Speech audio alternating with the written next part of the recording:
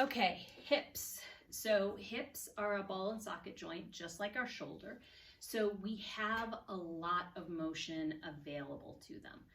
We really need to make sure we're moving them in all directions. So something I like to just start with so you can get a feeling for some of the different motions, and also to kind of get a little sense of where you are in terms of motion, is you can put your hands on your pelvis, on your hips here, and nothing should move there. You can have your heel on the ground and just rotate out and in. So when you rotate out, that's external rotation. When you rotate in, that's internal rotation. So just feel that a little bit. If you are feeling pinching just with that motion, let me know. And again, the pinching would be on the closing side. So as you bring your toes towards midline, you feel an pinching on the inside of your groin, or as you turn out, you feel a pinching on the outside. You may feel muscles working that are not used to working, because again, we don't tend to train internal rotation. The other motion I want you to just see, and I'm going to do this not holding on, I'd rather have you guys holding on, is just get your pelvis. You can have just one arm on this side, but go ahead and just bring your leg out to the side and feel when your pelvis starts to shift. So if I am here, I can move out.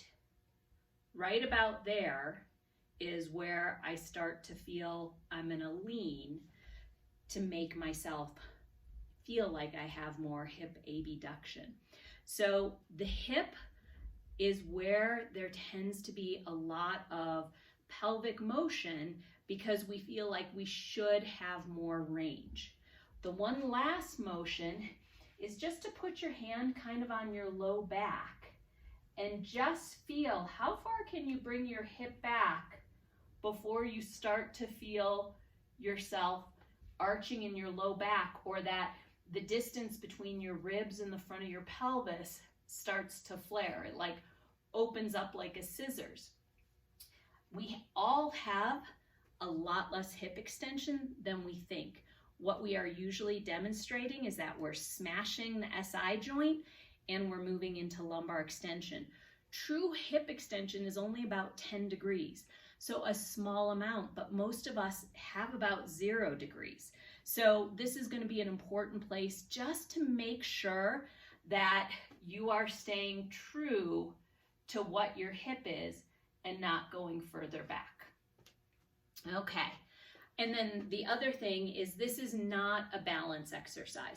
Make sure you are holding on to something so you can just check in and pay attention to your hip and not be wobbling all over the place. I like to have a hand on my pelvis so I can really check in and make sure that I'm not cheating. So I'm going to make sure the standing leg, my glute is squeezed. I'm thinking about tension through my abdomen, bracing here. I'm squeezing my stick. And now I'm going to bring my knee just slightly across midline. Now I'm going to think about externally rotating. For those of you who played hacky sack, you know this motion. Trying to continue external rotation. Now my hand on my hip is going to let me know if I'm starting to not move through my hip joint, but instead move into flexion. So I'm watching for that. Right about there is where I want to change. So now I'm going to move my knee or my leg into neutral out of external rotation, start to come out to the side. Right about there, I can see that if I tried to go forward further, I would rotate. Now, for internal rotation, if I started to rotate here, my pelvis would dump forward.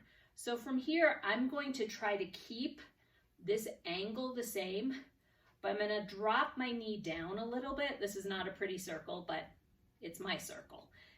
And now I can rotate, trying to bring my foot towards the ceiling, towards the wall behind me.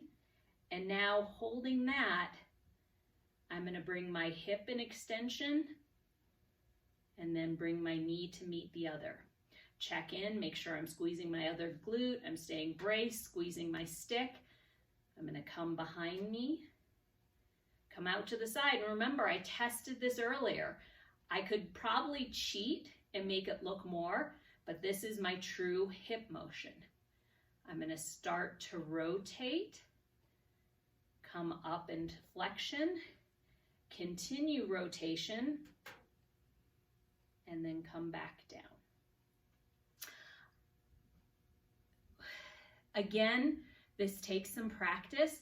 In a additional video, I'm going to show you ways to do this lying on your side, sitting. So just look for that at the very end of, kind of additional positions. So I'm going to do this one more time just so you can see it more in a flow.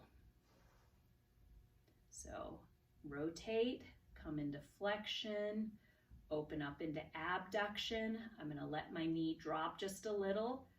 Internal rotation, come back behind me, knees meet, come back, come up to my abduction, start to derotate the leg, come into flexion, continue into external rotation, and down.